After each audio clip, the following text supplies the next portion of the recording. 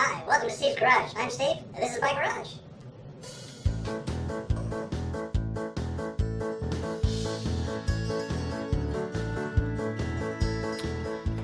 So, a lot of people ask me how I took this picture. Let me just show you. Where did I put that? Oh, here it is. Right there. This picture here. Well, actually, I don't think anybody's asked me how I took that picture. Oh, actually, no, there was one. My wife asked me when I explained to her the concept or whatever. She just stared at me blankly and said, "And you got that idea where?" Anyways, this video is going to be about how I put this picture together, the process I went through. I used a lot of Photoshop in this composition. In the end, I think I used about 60 different images to make the one master image. I'm not going to go into the details of Photoshop, how to use Photoshop. There's a lot of videos online how to do that. I will go over just sort of the rough, cut this out, paste it here, that sort of thing. Hopefully you learn a thing or two. In the process of making this compilation, I think I've taken about 500 pictures in the garage here, different setups and whatnot, to get the things in the right place, the lighting in the right spot, all that sort of stuff. Ended up using about 60 of those images in the final compilation. Probably about 60 to 70 hours total. Probably could have done that a lot faster if I actually knew what I was doing instead of kind of experimented as I went along. But it gives you an idea. Maybe about half that time is in Photoshop, half the time down here setting up, taking source images. So I originally thought of this concept, drifting off to sleep. That's where I get a few of my ideas for pictures. Actually, these pictures here, here they are. Those ones I got the ideas of drifting off to sleep one night too. This one, I was thinking back in university days. I remember the first couple of days of the semester in the university, they'd have a big display, a whole bunch of posters for people to buy and put up in their dorm rooms and whatnot. And I remember one picture in particular. It was a bunch of cans like this on a row, and there were different colors of paint, and there's paint brushes were just dipped and lifted up, and they took the shot of the paint dripping into the cans. Really appealed to me. For some reason that came back to mind. I started thinking about what I could do with different colors of paint. Thought about the pouring the paint, different colors, and then led me to the speaker splashes. And anyways, the idea developed from there.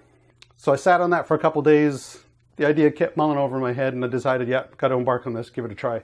So first thing I did a bit of a mock-up in Photoshop, grabbed different pieces from the web, just sort of throw them together. Didn't worry too much about the proper perspective or whatever, just kind of threw it together to get an idea. I have that picture just over here, right? Oh, here you go. That's kind of the mock-up. It kind of gave me the concept. As you can tell, things aren't in quite the right perspective. It looks a little warped, but it gave me the opportunity to kind of frame the picture. So I had an idea, at least in my head, how I wanted all this to be set up and look in the frame, how it goes off into the distance.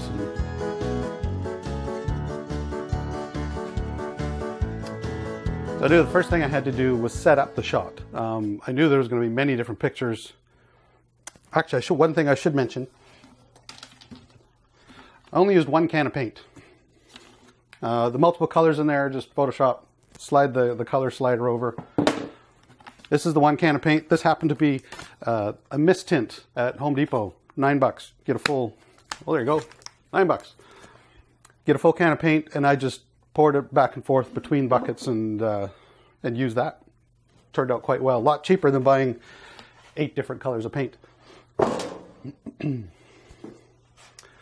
I knew I was going to need to take multiple pictures, combine them all into one, so I needed to set everything up, have everything in the same place, so when I come back to take a picture of a bucket or I need to retake a picture of pouring paint, all the perspective was going to be the same. So initially, I had the camera set up over here, and I had the speaker sort of on top of the desk. And look at the picture here. That didn't work very well. I knew that things were going to fall over, wasn't going to work. So I rethought that, figured to place the camera basically where it is now, aiming this way, and then set up the trough. And I had a long piece of wood here, string on here, hang on the screws to hold the buckets. And along the floor, can't see it right now, but I got a piece of tape marked. These ended up about every 14 inches. I had to put tape here, matching up the tape along the floor, put marks every 14 inches, just so I could keep everything in the same place, same scale if I had to retake pictures.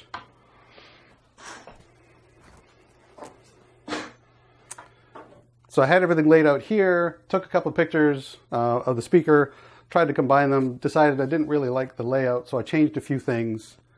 Third time around, I kind of had it where I was happy with the way the image was framed, the way the speaker kind of went off to the right of the image, and so forth. Actually, in the third time around, you'll notice I had an old piece of drywall here I had in the background. I knew the background in my final image was going to be dark, so I painted this black and used that as a background.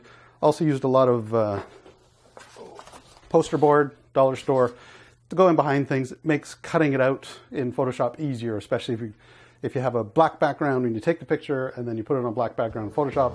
It works a lot better, looks more realistic. As you can see, I haven't cleaned up yet. It's a bit of a mess. But maybe I'll move a few things here. Most of the stuff I just grabbed from the garage, which I had around. I used this speaker, same speaker that I used in the previous videos for the speaker splash, slow motion stuff. Go take a look at that one here.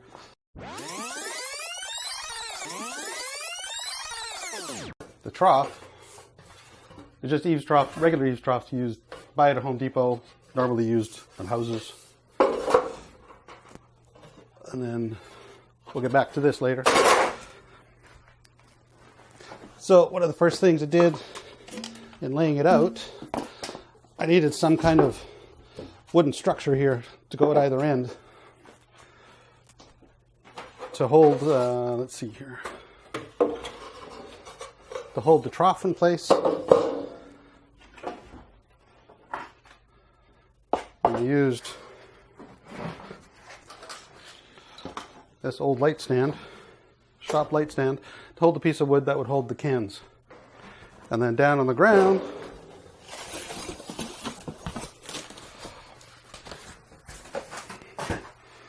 you can see the tape with the markers. The speaker positions. Line up the front edge. Take pictures. So the first round was taking pictures of the speaker in the different positions. I think there's about 6 or 7 positions here. And have the cans hanging from the wood here, several positions. Each position, I took several pictures of the can in different positions because I didn't know how I wanted each one to be tilted just yet. Lighting, I kept my garage lights on, but I also had 2 flashes that did most of the lighting for me. One over here with an umbrella, one over here with an umbrella, kind of illuminate everything from the front. The thing I did in the first round, I hadn't planned out how I was going to get the paint in the trough just yet.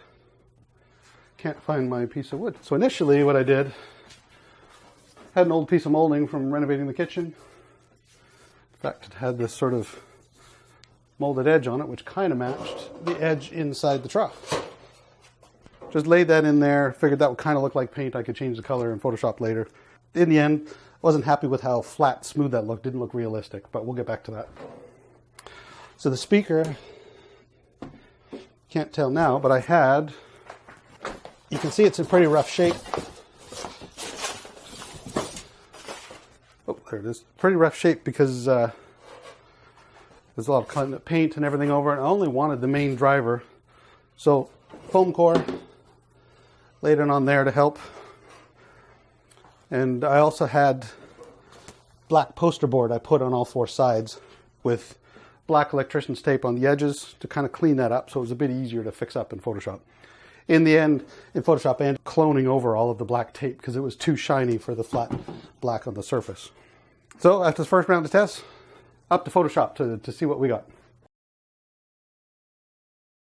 So up in the computer in Photoshop, I knew this was going to be a large file because there was going to be all kinds of source images putting together. So what I did is I created 3 sub-files.